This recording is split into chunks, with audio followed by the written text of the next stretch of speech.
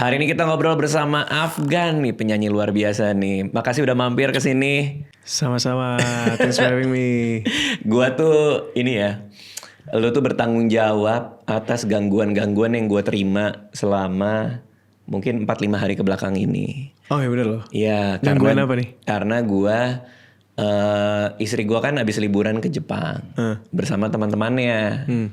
Terus gue sakit tipes bro, dirawat lah gue di rumah sakit. Baru dong, baru sembuh loh. Baru sembuh. Terus, oh ya berarti udah seminggu lewat sih sebenarnya. Udah seminggu lewat. Gue baru sembuh, baru keluar rumah sakit. Si istri gue pulang dari Jepang, begitu nyamperin gue kan dirawat dekat rumah nih. Dia nyamperin gue, terus ngurusin gue lah. Sepanjang hari, ku lepas kacamata. Yang bener lah. Iya, gue. Gara-gara dia malah liburan sama temen-temennya. Nah ternyata gue baru lihat konten-kontennya dia. Dia di Jepang kerjaannya itu lip sync lagu lo. Oh itu? Gue lihat yang 4 cewek. Yang cewek-cewek itu. 4 cewek itu. Lah itu bini lo salah satunya? 4-4-nya. Oh enggak. Enggak salah satunya Anissa, istri gue. Oh, gue lihat. Lo lihat? Lihat gue di Instagram ada. Dia ada banyak konten. Mereka ada banyak kontennya. Ada gue lihat. Ada yang dia lip sync, ada yang nyanyi. Iya, langsung. Tapi semuanya pakai kacamata kan? Iya, terus kacamata dicopot-copot gitu ya. Mama-mama muda gitu kan. Iya kan, bener gak sih? Bener sih. Iya, mama-mama muda. Bener mama-mama muda. Oh, itu kontennya. Lo enggak nggak? Gue nggak men. Gue pikir kayak mama-mama Jaksel aja gitu. Iya, gue pikir mama-mama gaul siapa nih gitu. Oh. Itu istri gue bro. Gue ngeliat kontennya semuanya. Sampai hari ini juga. Hari ini gue kan mau ketemu lo. Saya bilang, salamin buat Afgan ya. Bilang dia harus tahu aku nyanyiin lagu dia terus. Ya pasti lo gak bilang juga gue kasih tahu. Karena lo sampai udah enek gue rasa. Dia tiap hari nyanyi itu. Dan dia nyanyi gak cuma sekedar nyanyi. Dia sampai kayak lagi ngaca ngambil kacamata dipakai dulu. Oh gitu. Baru nyanyi, ku lepas terus dilepas. Ngapain sih, gak ada yang ngeliat juga gitu. Mungkin feel-nya dia suka ya. Feel-nya kayak di klip lo kali ya. Iya. Di klip lo kan kayak gitu. Tren di TikToknya gitu soalnya. Kayak gue lepas kacamata. I see. Nah, lu kan udah lama nggak keluar dengan single baru. Apalagi lo lagi nyiapin album yang retrospektif ini ya. Tiba-tiba lo keluar dengan si single Kacamata ini. Dan efeknya sampai segitunya kan. Maksudnya sampai istri gue juga nyanyi kan. Itu apa, lo ada cara khusus kah atau apa? Kan kok bisa ada penyanyi lama udah gak bikin single tiba-tiba bisa meledak kayak gitu, gimana sih? Gak tahu men, gue juga gak expect apa-apa sih sebenarnya. Cuman jadi gue tuh udah 7 tahun bro gak rilis album bahasa Indonesia. Jadi udah cukup lama. Mungkin orang-orang juga udah pada kangen kali ya. Tapi yang bikin lucu adalah single pembukanya adalah Kacamata ini. Karena gue tuh udah 4 tahun lepas kacamata. Gue kan lasik. Gue operasi lasik. Jadi tadi kan Afgan pakai kacamata gitu ya, nyanyi lagu sedih gitu. Nah 4 tahun terakhir tuh gue udah lepas kacamata, terus gue ganti genre kayak banting setir gitu. Gue rilisnya kayak lagu bahasa Inggris, terus genrenya R&B. Nggak ada lah lagu sad boy Afgan tuh udah nggak ada gitu. Nah di tahun ini gue kayak pengen kembali lagi ke genre itu. Terus tiba-tiba ada ide bikin lagu judulnya Kacamata gitu. Sekalian aja kalau gitu. Afgan berkacamata balik lagi, judul lagunya Kacamata as a gimmick gitu. Kayak nih Afgan balik lagi nih ke genre pop Indonesia gitu. Nah berarti lu ini kacamatanya gak ada minusnya? Gak ada men. Ini kacamata buat promo. Karena udah lasik kan? Udah lasik. Lasiknya lo 0-0, gue juga lasik soalnya. Iya, lasik. Cepet banget kan, cuman semenit gue operasinya. Iya. Tapi pemulihannya kan lumayan tuh. Kalau gue cuma semalam. Wow, iya. Cuma semalam. Semalam bisa lu udah bisa nyetir segala macam. Ya, udah bisa sih. Jadi gue tidur, bangun-bangun gue kayak tetap nyari kacamata kan refleks kan. Mana kacamata gue? Tapi kok kacamata gue udah jernih banget nih gitu. Iya karena dulu tuh pas gue kan pakai kacamata juga, gue -3 sama 4 tuh. Sama ya? Gue juga. Itu gue pernah ada satu pagi gue bangun kacamata gue keinjek, terus kan pecah kan, udah rusak gitu kan. Itu tersiksa banget bro, itu semua ngeblur kan. Lo masih gak ada kacamata cadangan? Gak ada.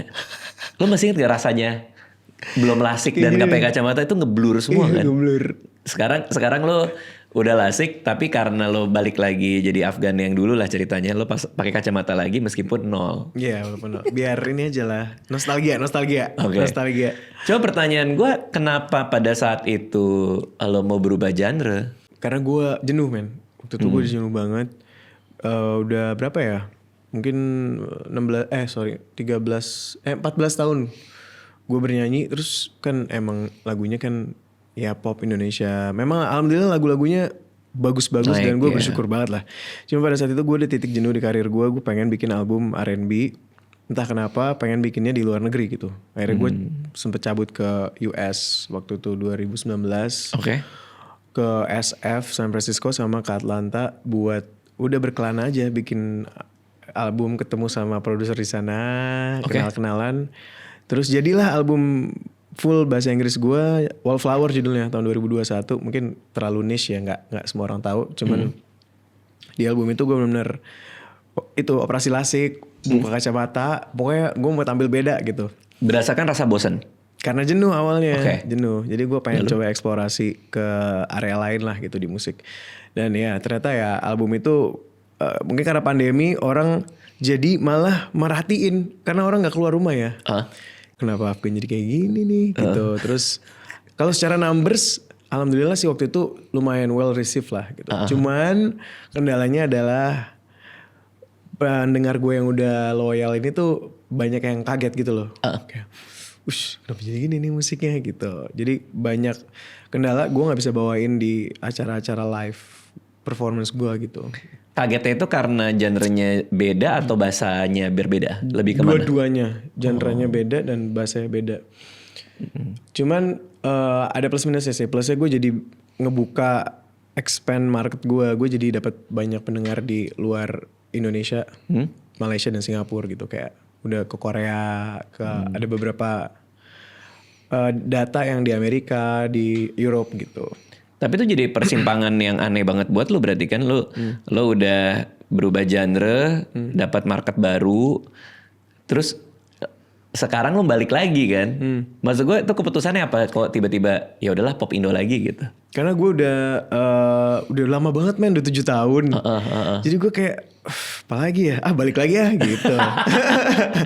udah mulai excited lagi nih mau bikin lagu karya bahasa Indonesia. Akhirnya udah gue jalan. Make sense sih. Iya sih. Karena harus gitu ya? Iya. Ada rasa kangennya lagi ya untuk get back to old self lo gitu ya. Tapi langsung booming bro. Iya men. Kacamata itu gila sih. Gila sih. Gue gak nyangka. Kaget gak lo? Jujur. Gue pikir nih ya. Zaman gue untuk punya lagu baru dan booming tuh udah lewat. Tadi gue berpikir gitu. Kenapa gitu? Karena ya gue juga nyanyi udah cukup lama ya. Hampir 2 dekade. Terus udah lama banget memang gue gak dapet respon yang kayak gini gitu. Oh ya? Udah lama banget. Okay. Jadi yang orang masih dengerin tuh memang lebih katalog lama gue. Lagu-lagu yang lama gitu. Untuk lagu-lagu yang baru belum ada nih yang seviral si Kacamata ini gitu. Jadi gue ngerasa gue pikir tadi udah lewat gitu. Ya udahlah, udah sosok gitu ya. Ya udah gue jalanin aja lah nih karir gue, tetap berkarya aja lah, semangat gitu. Tapi gue nggak expect bakal itu sampai bini lo bikin konten Kacamata. Iya banget. Dan banyak banget musisi yang mungkin di angkatan lo atau sebelumnya yang punya kesulitan adapt di ala market yang sekarang ini kan. Memang kalau kita lihat kan gitu kan. challenging banget sih. Iya kan? Iya, yang seangkatnya millennials ya. Biasanya musisi-musisi milenials yang mulainya barengan sama gue tuh tahun 2008. Iya. Itu tuh memang ngalamin perubahan cara promosi lagu yang zut gitu. Sekarang promo lagu ya udah gak kayak dulu. Dan saking banyaknya lagu baru ya lo jadi lebih susah nih orang atensinya ke divide. Iya, cara nge-grabnya juga bingung ya kadang-kadang orang kan. Terutama yang angkatan milenial ini gimana sih nge-grab pendengar zaman sekarang tuh apa sih? Gitu. Tadi kan waktu anak-anak millennials tuh pada mikirnya kayak kita promo di radio, di TV dulu aman lah lagu lo kedengeran gitu. Sekarang belum tentu bro, lo harus nggak ada formulanya lagi. Gue agak nggak bisa menjawab sih waktu itu. Emang ya udah lo bikin konten. Kalau gue kemarin adalah gue bikin konten sebanyak-banyaknya aja lah, pakai lagu Kacamata itu. Di TikTok loh? Di TikTok sebanyak-banyaknya. tiba-tiba ada yang nyangkut satu, ya udah di situ viral. Gitu. Oke, itu yang meminta lo bikin konten sebanyak-banyak itu dari tim promo kah atau lo secara Gue dan tim kayak udah bertekad, oke kita semangat ya, All in bikin nih. konten sebanyak-banyak nih, ayo gitu. Karena emang udah lama banget gue, seperti gue bilang tadi lah, gue udah lama banget nggak apa ya, lagu baru gue tuh nggak dapet penerimaan yang seperti sekarang ini gitu. Sebelum single ini keluar, TikTok lo memang udah rame. Maksudnya udah biasa bikin Ya, konten. udah ya, tapi ya nggak sering, cuman ada cukup. Gue maintain TikTok gue. Nah begitu single ini serius tuh. Serius men, gue baru rilis aja kita udah posting 35 konten Anjir, di TikTok. Cuman lip sync. Pasti minta-minta nih. lagi mas, gan lagi. Dan gue lagi semangat gitu loh. Ayo, karena gue percaya sama lagunya dan gue percaya sama karyanya gitu. Tapi itu that's the good point ya, bahwa lo mau bikin konten sampai 35, lo kalau nggak believe sama the song juga lo bikinnya berat kali ya. Benar. Benar. Nah untuk yang Kacamata, proses pembuatannya gimana nih? Waktu lagu Kacamata. Lagu Kacamata. Gue tuh bikinnya sama Petra Siombing. Terus ada Iqbal tuh nggak, Iqbal Siregar. Dia lagi hype banget lah, dia bikin lagu Alama tuh. Oh yang suka sama Juicy Lucy bukan sih? Iya, Iqbalnya Juicy Lucy. Iya. Terus sama Kamga. Kita Sama bikin Kamga. berempat. Terus Berempat?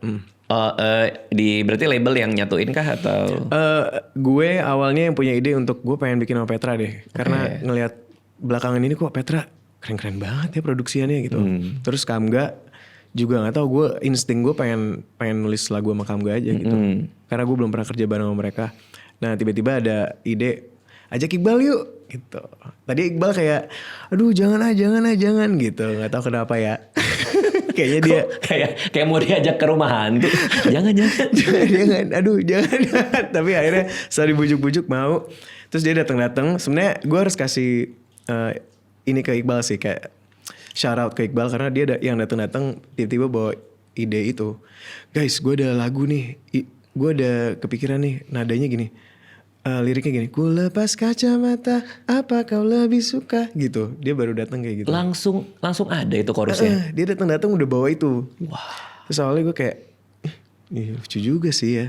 Tapi gue awalnya agak menolak gitu. Karena? Ini kok liriknya gini kayak kalah banget gitu. Kalah tuh maksudnya? Kalah maksudnya ya liriknya kayak tertindas banget gitu, kayak bucin abis. Oke. Cuman awalnya ya udah gue, aduh ini kayak lagunya masih kurang. Tapi setelah disulap sama Petra, terus gue juga nulis beberapa part lah di situ, jadi agak ada rasa Afgannya keluar gitu. Baru wah pecah banget nih gue. Oke. Sorry banget ya semuanya, waktu itu gue sempet. Tapi nggak apa-apa, it's a good thing juga kan. Kayak lo punya keraguan itu kan. Karena kalau lo langsung terima kan, mungkin nggak ada yang bisa diimprove juga kan kalau misalnya tiba-tiba langsung ya udah bungkus gitu. Iya benar. Iya. Seru banget ini ya proses kreatifnya. Jadi gua nggak ngebayangin sih, karena sekarang tuh makin kesini banyak musisi yang proses pembuatan lagunya itu kayak semacam keroyokan antar songwriters gitu kan. Iya memang gitu. Penulis lagu datang nulis. Sementara kalau kita lihat zaman dulu kayaknya ada satu songwriter baru dikasih ke produser, penyanyi suka apa enggak gitu ya. Gue zaman kaset dulu gue ya kayak gitu. Boleh ini nggak ceritain perbedaannya? Kalau dulu tuh gimana? Lo dikasih label list lagu kah untuk lo pilih atau gimana? Zaman dulu gue kita minta lagu yuk ke Mas Baby Romeo gitu. Misalnya. Minta lagu yuk ke Om Dian Pramana Putra kayak gitu. Jadi kita nunggu nih. Kalau nggak sama Mas Yofi sama Dewi kayak gitu-gitu. Terus mereka ngirimin lagu, biasanya kita langsung oke, ini kayak cocok nih gitu. Jadi kayak submit lagu ke kita gitu loh. Ada berapa lagu yang disubmit kalau lo minta ke Mas Yofi misalnya? Biasanya ngasih kalau gue belum pernah nyanyiin lagu Mas Yofi ya. Cuman kalau kayak Mas Baby Romeo, dia langsung ngasih custom satu lagu doang gitu. Dan pendek. Biasanya cuman kayak lu dikasih verse sama chorus doang, udah. Habis itu nih, mau nggak gitu. Kalau mau nanti dia lengkapin. Enggak. Udah segitu doang lagunya kalau Mas Baby. Oh, bridge segala macam. Gak ada, jadi cuman verse sama ref udah. Habis itu kasih ke arranger biasanya dulu kan kayak Mas Andi Rianto. Mas Andi Rianto masih sampai sekarang pecah sih. Ya gue sempet kerja sama Mas Andi Rianto, sama dia kayak dibikin bagannya jadi lebih panjang. Sebenarnya lagu intinya cuma segitu. Kalau dulu kayak gitu. Artinya lu nggak bisa ngasih sidik jari lo juga dong ke lagunya, karena kan itu lu udah tinggal terima jadi. Sidik jarinya ya dengan suara gue gitu ya. Tapi kalau akhirnya gue mulai ngelakuin proses songwriting tuh dari 2017. Gue baru kayak gue pengen ikutan nulis gitu. Dan itu selalu keroyokan. Biasanya bertiga atau ya kayak berempat kayak di album ini. Bener-bener kayak tuker-tukeran ide aja. Nah ini berempat. Si Iqbal datang bawa itu penggalan chorus. Kacamata. Iya, dia bawa itu. Itu dia nyanyiin kah atau ada instrumen yang dia mainin? Enggak, dia cuma nyanyi doang pakai. Gue ada voice note nih kalau nggak salah diputerin itu. Kepikiran tadi di mobil terlalu dia bilang gitu. Jenius deh orang-orang. Jenius memang. Terlalu jenius. Gue harus akui memang jenius banget ini. Yang gue kerja bareng sama Petra juga jenius banget. Kamga juga gila. Menurut gue Kamga ada salah satu penulis yang gila banget ini generasi kita tuh salah satu yang gila tuh dia. Kontribusi Kamga gimana dengan lagu Kacamata ini? Dia nambahin verse atau dia ngasih alternatif apa? Dia nambahin verse, terus dia emang kuat banget. Wah dia emang jenius juga. Dia kuat di lirik juga gitu. Jadi dia nulis lirik, terus gue misalnya kayak gak suka. Misalnya gue maunya kayak gini gitu. Baru ide gue gimana gitu. Atau gue tambahin melodi yang gue mau dong yang di bagian ininya melodinya gini biar ada Afgannya lah gitu. Iya ada lunya. Jadi kayak udah di ADBS itu dijahit semua tuh sama Petra. Gitu. Karena Petra produsernya. Petra, tapi dia juga ikutan nulis juga sih. Ikut nulis juga. Jadi kayak kolektif ini aja. Team work gitu. Keren bro. Keren sumpah. Gue malah suka yang kayak gitu bro. Iya itu keren banget. Iya seneng yang kayak gitu. Berapa lama prosesnya hingga satu lagu Kacamata itu selesai? Cepat, cuman kayak 1,5 jam gitu. Iya 2 jam lah. 2 jam jadi. Udah jadi demo. Udah jadi bikin Buset. musik ala-ala sama gitar. Terus gue take vokal dikit gitu. Udah jadi tuh. Cepet banget soalnya. Kalau rame-rame tuh gitu. Dia mau kasih label. Mau kasih label. Label ada masukan? Label langsung kayak gue suka banget lagu ini gitu. Oh enggak yang kayak jangan kacamata kan, helm boleh gak? Gue lepas helm. Mungkin nanti lanjutannya biar sequelnya gitu ya. Iya helm. Oh langsung suka tuh ya Random label. banget gue jadi kemana-mana harus pakai helm dong. Jadi Daft Punk dong gue tiba-tiba. Promonya harus pakai full face ya. Oh iya label malah langsung suka ya. Gue ya tetap awalnya kayak biasalah penolakan gitu awalnya. Gue tuh tapi selalu gitu dulu lagu gue yang Terima Kasih Cinta. Iya kan sampai sekarang orang kayak ya masih belum move on ya dalam perkaraokean lagu itu kayaknya. Itu emang enak banget. Cuman itu awalnya gue juga nggak mau nyanyi itu. Jadi gue sampai masuk rumah sakit, sampai rambut gue rontok. Karena dulu label gue pengennya first single-nya itu Terima Kasih Cinta. Terus gue kayak gue pengennya yang lebih nge-jazz dong. Waktu itu kan sukanya kayak penyanyi jazz gitu kan. Zaman-zamannya Jamie Cullum tuh lo. Tahu Jamie Cullum. Iya gue pengennya lagu kayak gitu dong gitu. Cuman tiba-tiba mereka maunya Terima Kasih Cinta. Jadi gue kayak ada perdebatan batin lah waktu itu. Gue kayak aduh gue pengennya jazz. Cuman karena itu terlalu pop kah buat? karena pop banget. Gue waktu itu gak kebayang gue jadi penyanyi pop lah gitu. Itu memang single pertama loh Terima Kasih Cinta. Iya single pertama yang membuka semuanya karir ya. gue lah gitu. Jadi makanya buat lo itu penting banget. Publik mengenal lo pertama kali dengan cara seperti apa kan? Iya makanya. Oh, pantas sampai masuk rumah sakit. Gue masuk rumah sakit men. Tapi akhirnya ya udah gue dengerin. Meledak ya udah. Gila sih. Kalau Sadis juga gitu. Kalau Sadis gue emang udah suka. Oh. Ini soalnya apa ya? Yang bikin soalnya hero gue kan Mas Baby Romeo tuh. Gue emang dari dulu ngefans banget dari zaman Bunga Terakhir. Bunga Terakhir. Gue udah ngefans. Jadi it's an honor justru dibikinin lagu waktu itu. Oke. Nah Bun, itu kan satu lagu nih Kacamata. Sementara kan lo ngeluarin album nih retrospektif ya kan. Itu lagu pertama yang dibuat kah? Atau ada lagu lain sebelumnya dibuat di album ini baru si Kacamata di develop apa gimana tuh? Bukan, lagu Kacamata justru di tengah-tengah. Jadi gue bikin 2 songwriting camp. Wow. Jadi kayak seminggu kita cuman kerjaannya nulis lagu doang. Gila. Yang pertama di Ubud. di rumahnya Petra. Ini juga lagi ngetren tuh kayak gitu-gitu tuh. Iya. Retret gitu. Iya. Di Ubud. Di Ubud tuh di rumah Petra bulan Februari kita seminggu di situ. Siapa aja? Gue, Petra, Kamga udah bertiga doang. Oke, bertiga. Pemanasan, saling get to know each other lah gitu. Abis itu di bulan April kita bikin lagi di Jakarta. Di rumah gue this time. Ada studio kecil gitu lah di apartemen gue. Ya udah kita bikin kacamata di situ. Oh. Justru malah kacamata munculnya justru di menuju akhir dari songwriting camp album ini. Gitu. Kalau lo bikin songwriting camp gini, berarti kan kalau album itu kan katanya ada story-nya tuh. Si penyanyi, si musisi mau bikin cerita dengan track listingnya. Berarti dari awal lo udah punya bayangan, gue mau cerita soal ini for the whole album gitu. Justru gue spontan uhuy. Spontan Iya. uhuy. Artinya nggak ada sama sekali tuh. Nggak, jadi gue biasanya sebelum kita nulis kita ngobrol dulu, bro. Ngobrol 2 jam lah sambil ngobrol-ngobrol tentang kehidupan.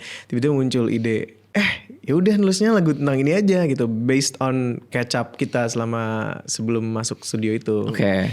Jadi semuanya emang berdasarkan ini aja sih, hasil obrolan. Dan gue juga kan bisa cerita apa yang lagi gue rasain gitu. Terus mereka juga kadang-kadang nanya, lagu apa sih yang Afgan doang yang bisa nyanyiin gitu. Maksudnya secara cerita tuh cuman lu doang yang bisa nyanyiin. Terus yaudah gue mulai, tadi kan tembok gue lumayan tinggi ya. Kenapa tuh? Gue emang orangnya gitu kan, orangnya kurang bisa, introvert kali ya. Jadi kurang bisa sharing gitu. Apalagi cerita yang terlalu personal. Tapi entah kenapa si Kamga sama Petra tuh bisa banget cari celah supaya gue bisa cerita dengan nyaman lah gitu. Terus akhirnya gue cerita lah tentang gimana gue kesepian segala macam. Terus ada lagu di album ini judulnya Peluk. Nah itu adalah ya kalau lo denger ya udah tuh lo tau lah, oh si Afgan kayak gini nih. Tapi memang gitu. sekarang tuh semakin vulnerable lo, semakin orang relate ya. Iya sih kayaknya ya. Iya kan? Semakin ada cerita personal di balik itu ya, orang jadi lebih bisa ada konteks yang mereka ngerti gitu kali ya. Iya, karena kan kadang yang kalau kita rasain secara personal, mungkin orang lain juga punya perasaan yang sama. Jadi seolah kita bicara buat mereka, padahal ini buat kita kan. Bener. Cuma ngeruntuhin tembok lo itu yang susah kayaknya. Iya, itu yang belum Untuk sampai pernah pada terjadi. Untuk sampai pada level kesimpulan bahwa lu bisa ngomong, gue tuh pernah kesepian. Gue kesepian guys gitu. Itu susah ya? Gue kayak, lo tau gak sih gue abis show, jadi gue ceritanya kayak gue setiap abis konser ribuan orang kayak cheering me on kayak Afgan gitu. Ya udah pas selesai masuk mobil udah zep. Sedih? Iya lu nggak ada berisik lagi, kayak udah cuman lu doang gitu. Jadi gue itu tuh gue alamin tuh lama bertahun-tahun, dan itu kan shift yang lumayan dari wah di panggung tiba-tiba zep gitu kan. Dan itu yang gue ceritain ke mereka sih. Setiap gue balik ke kamar hotel, misalnya gue lagi di kota mana, terus gue ngerasa damn gue sendirian gitu, kesepian ya. Iya kesepian kayak gitu. Kalau gue agak mirip kayak gitu, tapi lebih ke ini kemarin banget gue show di Ancol stand up kan. Gue pas lagi show malam itu seru banget. Gue ngebawain itu kayak gue seneng banget di 1.000 orang kan. Begitu selesai gue bilang ke mereka kayak sedih banget nih harus nyelesain ini gitu. Terus sih penontonnya pada kayak gitu. Karena emang iya begitu selesai gue balik ke rumah. Kalau gue kan ada anak istri ya. Poin gue tuh bukan di kesepiannya. Karena berpisahnya. Karena mendapatkan ada orang, nggak tahu. Kalau gue kan juga introvert ya. Ada 1.000 orang dengerin lu dan berbagi keriaan yang sama dengan lu, itu tuh priceless gitu loh. Ngerti gak sih maksud gue? Kadang kan gue nggak punya temen nongkrong kan. Emang iya? Iya, gue nggak punya teman buat bergaul. Masa sih? Bener. Lu ada tapi kalau lu? Kalau gue banyak, kalau teman-teman mah banyak. Main ke apartemen atau iya, main ke rumah, nongkrong di kafe? Main di rumah. Teman-teman biasanya sesama penyanyi juga, sama musisi gitu. Nggak ada gue temen gue Terus sama penulis. Oh penulis, serius ya? Penulis, kemarin diajakin, yuk di BSD ngapain nulis bareng. Terus di foto, pada diem pada nulis gitu.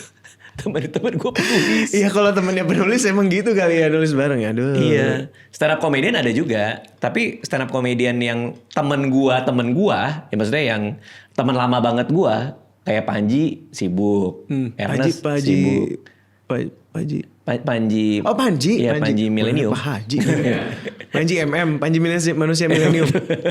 Panji orang Amerika itu, Panji Pragiwaksono kan temen gua banget. Iya. Cuma dia sibuk. Ernest Udah lagi ada agak lain sibuk. Rian lagi syuting film. Maksudnya yang temen banget temen ya, sesama stand up comedian. Ya udah pada sibuk juga gitu. Bahkan yang temen yang sering main kesini kayak si Rais Marasabesi kemarin lagi show di Bali. Jadi teman-teman stand up gue tuh udah pada sibuk masing-masing ya. Gitu. Jadi sebenarnya teman-teman penyanyi gue juga pada sibuk sih. Nah lo ngumpulnya? Cuman biasanya kan mungkin karena penyanyi kali ya. Kalau misalnya kerjaan ya paling nyanyi sejam habis itu selesai. Bisa ketemu di mana. Biasa nongkrong di rumah. Kalau gue sih selalu base campnya adalah di rumah Isyan. Isyana. Memang seru sih dia. Iya di rumah Isyan. Terus gue Vidi, Reza Candika, Teddy Aditya gitu. Iya mungkin lo ada itu kali. Gamal biasa gitu. Jadi kayak seru banget. Kalau teman-teman musisi, gue ngerasa teman-teman musisi yang generasi gue ya, yang millennials tuh emang kayak lebih solid gitu loh. Gue ngerasa gitu. Meskipun beberapa dari mereka udah punya keluarga, juga masih bisa ngumpul itu. Masih bisa ngumpul. Nggak repot dengan kehidupannya masing-masing segala macam. Kayak iya. Masih bisa malah digangguin keluarganya, woi. Berarti bond lo udah erat banget sih. Iya, itu menurut gue sih bondingnya udah kenceng banget gitu. Ya mungkin itu ya. Tapi yang gue rasain setelah manggung, gue sedihnya karena gue pengen buru-buru ketemu penonton lagi. Gitu. Gitu ya lo ya. Itu kalau gue. Lu stand up itu frekuensinya seminggu atau sebulan berapa kali? Seminggu sekali kalau Seminggu gua. sekali. Tapi udah pasti seminggu sekali. Nggak pasti, kadang 2 minggu sekali. Kalau lagi tour ya, kalau lagi show terus gitu. Kalau lo lebih sering pasti kan, karena ada panggungan ini. Kalau gue ya hampir seminggu 3. Oh gila sih, gila sih. Lo pernah bosan gak sih bawain lagu lo sendiri? Ngela napasnya. Tanya. Cuman gimana ya gue ngomong gitu kayak gak bersyukur. Cuman apa ya itu itu tantangannya sih. Tantangannya sih. Gue baru aja kemarin semalam habis nyanyi di Gonzaga Fest. Oh tahu gue. Iya Gonzaga Fest. Itu gue mid show tuh udah kayak oke, lagu ini lagi ya. Baik kita nyanyi lagu ini. Penontonnya sih happy-happy aja karena mereka penonton gak tahu. kali nonton. Cuman ya gue ada banget sih rasa itu. Makanya harus rajin-rajin rubah format sih sebenarnya. Rubah format aransemen atau apa. Cuman kan kita kalau udah waktunya full banget gitu kapan mau latihan ya kalau gue gitu. Iya. Nah kalau stand up comedian paling setahun kita udah ganti materi baru bro. Makanya setahun ganti materi baru. Excitement baru gitu. Iya kalau gue nggak ngebayang lagi anjir pasti ada lagu lo yang 2017. Terima kasih cinta bro dari 2008 masih kemarin di Gonzaga gue nyanyiin. Udah berapa tahun itu? Pernah nggak lo nyanyi? Lu udah jalan sendiri. Lu kayak lo bisa lepas jiwa lo aja udah jalan, mulut lo udah gerak, pita suara lo udah gerak, kayak autopilot kan? Iya itu hampir semua. Oh iya. Enggak kecuali kalau yang up tempo, yang seru tuh kayak Panah Asmara gitu ya gue in it lah gitu. Tapi ada beberapa lagu yang kayak udah terima kasih cinta gitu kan udah gue tinggal jalan aja gitu. Nah berarti lo excited dong nih dengan album ke-7 lo itu kan lagu baru semua. Iya dan Kacamata alhamdulillah responnya bagus bisa gue bawain manggung gitu. Ada yang baru ya? Ada yang baru lah at least. Jadi gue kayak alhamdulillah seneng banget gue. Semoga yang lain, harapan gue sih semoga lagu-lagu di album ini bisa masuk repertoar gue semua. Jadi kalau manggung lagu baru semua. Nih kita syuting tanggal 17 ya sekarang ya. Ya berarti lusa nih keluar nih 19 November 2025. Iya. Gimana lusa. Nih lo udah deg-degan kah atau apa yang lo rasain sekarang? Gue sekarang udah lebih ke ini sih, gue lepasin aja gitu. Gue ini at this point album ini bukan milik gue lagi. Jadi udah milik orang lah, udah milik semesta yang gue nggak bisa kontrol. responnya gimana, gue bisa kontrol. Yang gue bisa lakuin kan udah I did my best dalam albumnya dan gue promoin aja gila-gilaan, mau sampai mentok gue promoin. Pokoknya usaha aja dulu. Kalau hasilnya di luar kontrol gue lah. Tapi gue percaya lagunya ini karya yang bisa punya impact di hati orang lah gitu. Kalau bedanya dari album-album lo sebelumnya, yang lo rasain tuh apa sih sebenarnya? Yang ini lebih maskulin sih. Oke. Artinya apa tuh? Lebih maskulin. Jadi semua produsernya kan gitaris ya. Jadi kalau Petra Siombing itu dia 8 lagu. Terus abis itu ada Gerald Situmorang, Barat Suara. Bang Gesit 1 lagu, sama Bang Randy Pandugo 1 lagu. Jadi memang produsernya semuanya gitaris. Dan dari awal tuh gue bilang ke Petra sih, waktu itu gue bilang kayak, gue pengen dong memperluas demografik gue gitu. Karena demografik yang dengerin lagu gue tuh biasanya either cewek-cewek atau cowok-cowok bina-vokalia gitu. Ngerti gak lo? Cowok-cowok bina-vokalia yang les vokal gitu loh, yang kayak belting yang kayak gitu. Gue pengen dong lagu gue ada kayak yang dinyanyiin di tongkrongan gitu kan. Yang semua orang bisa nyanyiin lah gitu di tongkrongan. Orang nongkrong bisa gitaran nyanyi lagu gue tuh pengen dong gitu. Akhirnya ya udah kita berusaha nyiptain dari vibe itu. Jadi makanya mungkin soundnya lebih gitar banget lah. Gitar biasanya kan Afgan justru lebih ke piano, strings, megah, grande gitu. Nah yang ini justru grandenya mau diilangin, pengennya lebih gitaran dan ngeband gitu, pengen lebih ngeband. Kalau dilihat-lihat emang jauh banget ya perjalanan karir lo ini ya. Gue inget pernah ngeliat lo di kampus, di UI. Oh, lo pakai jakun. Lu UI juga? Iya UI juga. Lu apa? Di FISIP. Oh lu FISIP. Lo FE kan? FE ya. Iya, gue pernah lihat lo pakai jaket kuning mau masuk Balairung. Iya men. Nongkrong di pinggir gitu sama temen. Iya, udah jadi penyanyi sih tapi itu. Iya udah jadi penyanyi. Lo ketika kan ada satu foto lo tuh yang lagi di ospek. Itu kesian banget muka gue. Lo apa perasaan lo sih itu foto rame tiba-tiba waktu itu? Gue juga tadi habis promo dikasih lihat foto itu lagi. Ya udahlah, gue sudah relakan. Tapi itu kan emang hal yang dilalui banyak orang ya, di ospek. Dan muka gue pada saat itu memang muka-muka target dibully. Yang tau kan lo yang pakai kacamata nunduk doang terus rambutnya poni ke sini. Terus gue ingat banget waktu itu gue tuh lagi rekaman Terima Kasih Cinta bro. Waktu itu Terima Kasih Cinta justru udah menuju rilis. Jadi gue tuh banyak kayak photoshoot, syuting. Pas dibuka tas gue ada bedak men. Ada bedak. Karena kan waktu itu gak ada makeup artist ya. Jadi kalau mau foto ya udah bedakin gitu kan. Ngapain lu bawa bedak kesini, mau ngapain lo gitu. Dia gak tahu aja waktu itu gue lagi menuju rilis album. Jadi gara-gara itulah gue dibully banget pada saat itu. Parah sih. Lu waktu itu di ospeknya parah sih? Enggak. Enggak. Karena gue balik di sini kan gue ikut ekstensi pas gue di FISIP. Jadi gue ospek bisa bilang lagi kerja aja, gue bilang. Oh tapi lu udah jadi Raditya Dika kan? Udah nulis buku dan lain-lain. Iya. Mungkin karena itu lu gak parah. Sekarang kayaknya udah gak gitu-gitu banget ya UI. Iya harusnya ya. Terakhir gue ngeliat sih kayak gue kemarin ngisi. Udah gak boleh kali ya? Kayaknya udah gak boleh pasti ya. Tapi kayak mereka juga mulai sadar deh. Kayaknya ini gak ada gunanya deh. Ngerjain orang apa segala macem. Gue sih gak yang sampai dipukul gitu gak sih. Cuman enggak lah. Cuman disuruh ngadep tembok berjam-jam. Kayak lu masih itu ya. Masih kayak gitulah ininya. Oke.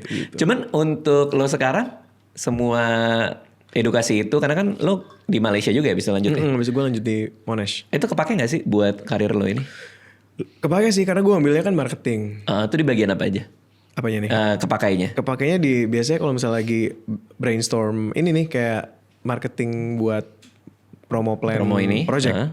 Kayak contohnya kayak ini promo kacamata ini kita udah planning dari bulan April. Oke. Udah dari Mei malah. Berarti lo actively terlibat di plan promo? Iya, gue artis label gue Trinity ya. Gue katanya artis Trinity yang paling rajin ke kantor. Oh iya. Wah Trinity pasti pengen semuanya begitu kan? Karena gue tahu zaman sekarang udah susah men mau promo. Lu benar-benar harus plan ahead gitu kan. Apa yang mau lo lakukan. Asik tapi itu show kalau lo punya responsibility terhadap karya lo kan. Iya. Dengan mau ikutan mikir kan. Karena nggak mungkin lu bikin plan 2 minggu sebelum tuh udah nggak mungkin lah. Lu benar-benar jauh-jauh hari banget. Berarti ini schedule lo kosong untuk promo ini? Maksudnya lo sengaja ngosongin? Iya, schedule gue emang lagi promo banget ini. Gue tiap hari promo nih. Oke, nah karena karir lama juga, gimana lo ngelihat perbedaan fans lo dulu sama sekarang? Dulu lo dicakar-cakar pasti kan? Iya. Sekarang masih dicakar nggak? Sekarang sekarang paling diremes kali. Sama aja. Diremes tangannya kali ya, bukan diremes lain. Tapi fans gue tuh yang dari day one tuh sekarang kan udah pada punya anak. Iya, makanya. Mama muda gitu kan. Jadi emang udah apa? Kelihatan lah bedanya. We grow up together gitu. Cuman yang baru-baru datang lagi juga sih yang Gen Z segala macam, yang anak-anak sekolah. Kayak kemarin gue nyanyi di Gonzaga kan itu isinya anak-anak SMA. Kayak gitu emang gara-gara lagu gue ini long lasting kali ya. Jadi banyak tetap ada fans yang baru-baru juga gitu. Apa interaksi lo sama fans yang paling memorable yang masuk core memory lo? Memorable in a good way atau? Oh, ada macam-macam nih. Apa? Gue pernah dilamar. Hah? Afgan lu serius? Iya, gue pernah dilamar. Gue dilamar gue sama. Jadi gue lagi waktu itu masih tinggal di rumah nyokap gue. Tiba-tiba mbak gue bilang, "Mas, ini ada seorang ibu dan seorang anak nih di depan mau ngomongin hal personal," katanya gitu. Serius nih? Terus gue, apaan hal personal gitu? Gak tahu mas, saya hal personal. Ya udah gue turun, gue samperin. Terus kayak, "Mas, ya ini anak saya ini dokter gigi gitu." Oh iya, langsung profesinya nih. Iya, ngefans sama mas gitu. Saya tujuannya kesini tuh saya mau ngelamar mas. Mau gak mas jadi menantu saya atau nikah sama anak saya?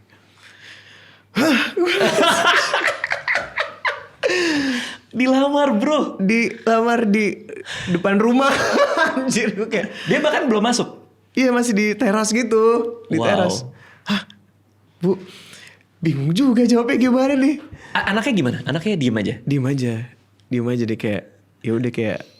Yang gue bingung, mamanya kenapa ya bisa-bisanya berpikir kayak bakal semudah itu gitu. Gue itu awkward banget itu. Itu pasti pembicaraan paling awkward di teras rumah tuh itu tuh kayaknya. Iya, itu. Terus gimana cara lo maaf ya dan membuat mereka pergi itu gimana? Gue kayak, maaf ya bu, saya kayaknya belum kepikiran mau menikah. Terus kayak kecewa banget gitu mukanya. Oh iya? Iya, ibunya kayak, what do you expect bu? Kayak kecewa banget lah. Gue tahu dia kayak langsung agak terpukul gitu. Ya kayak gitu. Gue kayak, maaf ya bu. Sekali lagi saya kayaknya belum kepikiran bu. Aduh, gue masuk aja. Terus habis itu ibunya udah pergi aja. Udah cuman ya gitu. Aneh lah, gue ngerasa, hah? Kenapa tiba-tiba kayak gini gitu. Itu unik sih bro. Itu unik banget.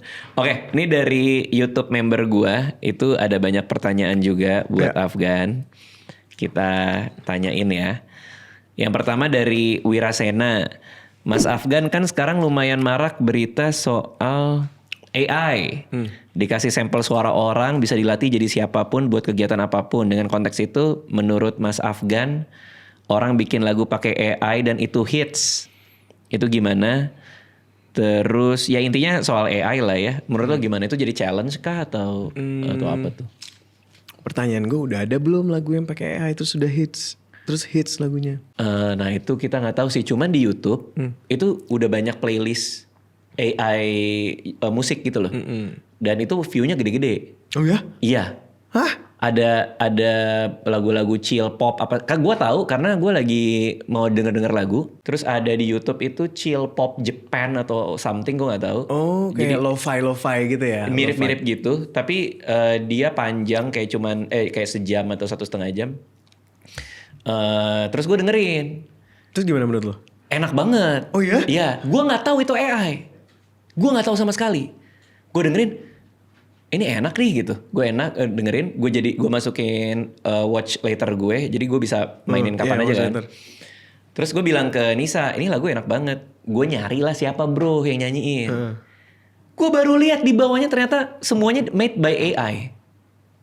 Itu mind blowing buat gue. Serem juga. Iya. Gue udah kayak, aduh kayak gue nggak denger lagi deh. karena buat gue conflicting jadinya. Iya gak sih? Buat gue conflicting banget. Sebagai penulis, sebagai pembuat film. Bisa ya? Tapi ada vokalnya? Apa instrumental aja?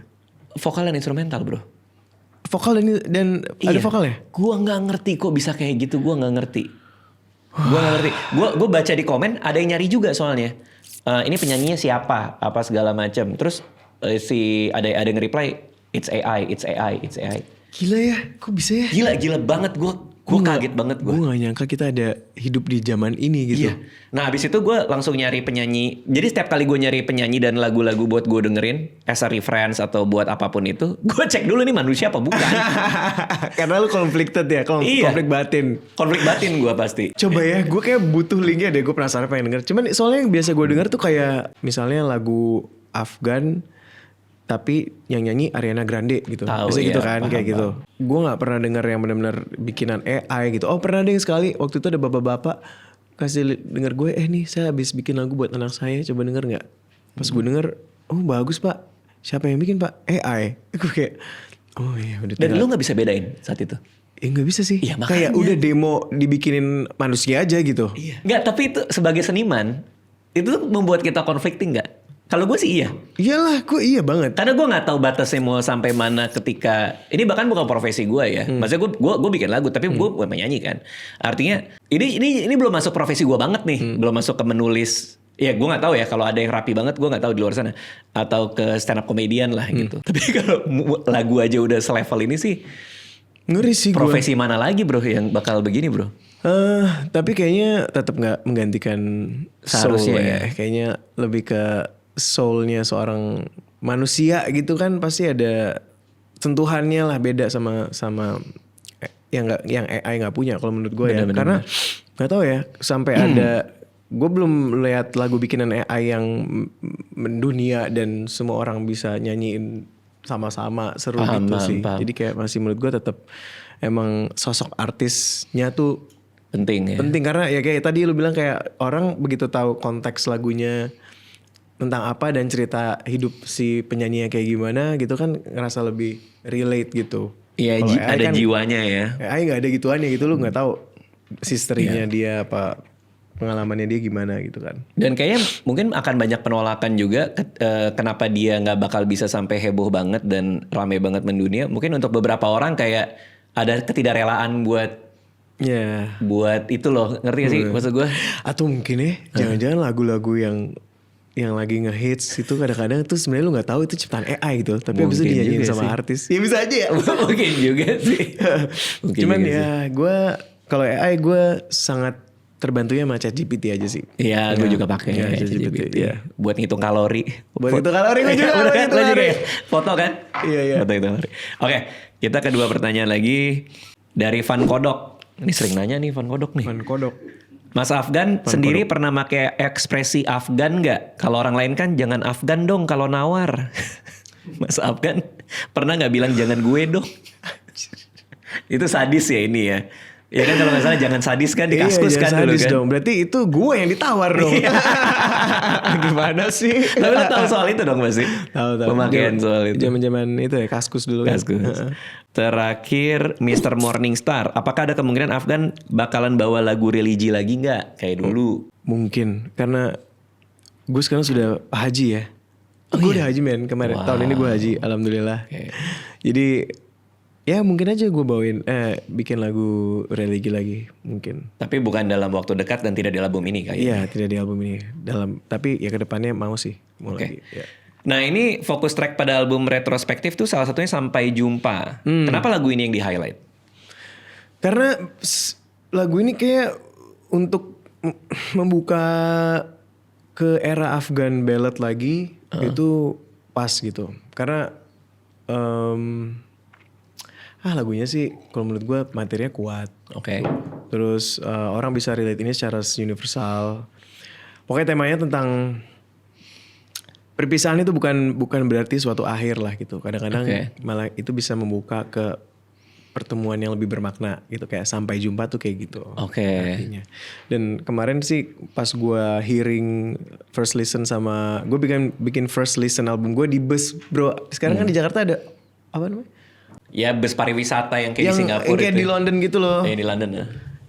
Lupa juga semua. Ya pokoknya kemarin gue bikin first hearing album gue sambil pakai headphones sama orang-orang sambil sambil menikmati kota Jakarta di hari Minggu gitu sore-sore.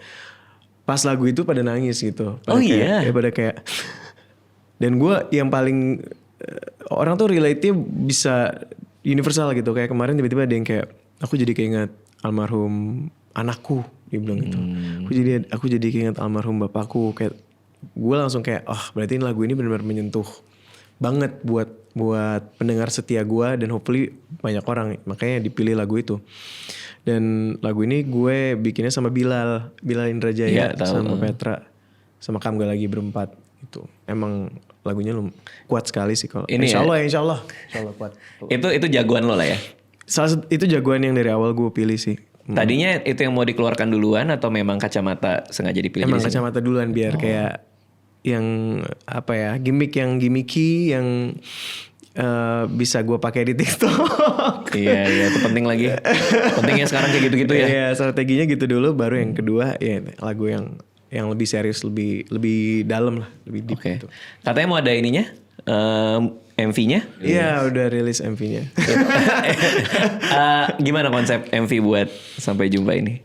Jadi MV-nya tuh ini semuanya jalur langit sih. Gue tidak menyangka ya, karena yang ngerjain tuh sahabat gue Naya Anindita. Tahu? Dia kemarin kan direct film Komang, terus box office lah.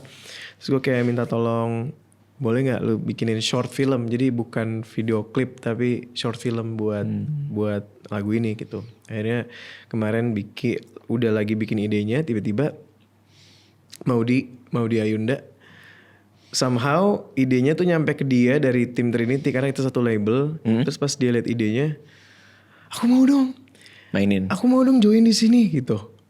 Terus kayak Maudi tuh main-mainan banget. Maudi kan super sibuk ya. Oke. Dan akhirnya udah dia kemarin kita syuting gue sama Maudi syuting. Emang lebih actingnya lebih acting sih, nggak ada lip sync, nggak ada apa, benar-benar kayak bercerita aja tentang dua orang yang emang tidak bisa bersama gitu. Dan ya udah itu lumayan menurut pas gue lihat kayak menyentuh sih. Menyentuh banget. Berarti lo happy ya sama hasilnya ya? Gue happy banget. Terima kasih Naya, terima kasih Maudi. Wah udah membantuin Naya juga. Setelah ini rilis, lo udah ada 2 single tuh yang akan kita bisa dengerin. Apalagi nextnya yang akan lo keluarin sebagai single berikutnya? Kalau singlenya berikutnya kayaknya gue lagi mau melihat respon dari pendengar, biasanya yang paling bagus angkanya yang mana. Itu nanti yang baru dipromosiin. Numbersnya yang mana baru gue bikin mungkin video klip lagi atau semacam short film lagi kayak gitu. Oke. What next buat Afgan yang bisa di-share ke kita semua? Ini ada album baru mau keluar, apakah ada project lain yang lagi lo kerjain? Gue kayaknya pengen bikin, jadi nextnya gue ada showcase di Malaysia buat album ini. Terus insya Allah yang buat di Jakarta tahun depan. Jadi gue pengen bikin ada konser buat si album retrospektif ini gitu. Gokil. Berarti udah gak ada lagi, lagu ini lagi, kan baru semua nanti. Iya makanya gue excited banget, akhirnya materi baru gue bisa dimainkan. Terima kasih Afgan udah mampir kesini. Ya. Retrospektif, berarti pas ini tayang pun juga sudah keluar. Silakan dengerin teman-teman. Thank you Afgan. Thank you. Thank you semuanya.